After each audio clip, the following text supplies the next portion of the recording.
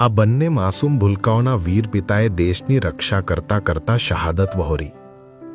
અમરેલીના લાઠીના ધામેલ ગામના શહીદ વીર મેહુલભાઈ ભરવાડ માત્ર 28 વર્ષની નાની વયે કાશ્મીરમાં દેશની સેવા કરતા કરતા શહીદ થયા.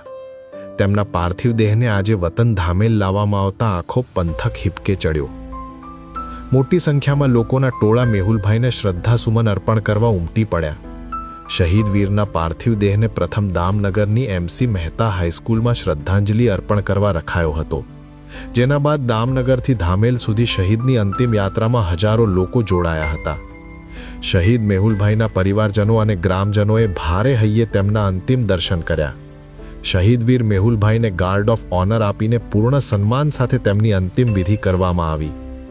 બે માસૂમ ભૂલકાએ પિતાની છત્રછાયા, એક પરિવારે જુવાન જોત દીકરો અને દેશે એક વીર સપૂત ખોઈ દેતા સમગ્ર વિસ્તાર શોકમાં ડૂબી ગયો. શહીદ મેહુલભાઈ અમર રહો અને ભારત માતા કી જયના નારા વચ્ચે મેહુલભાઈનો પાર્થિવ દેહ પંચમહાભૂતમાં વિલીન થયો.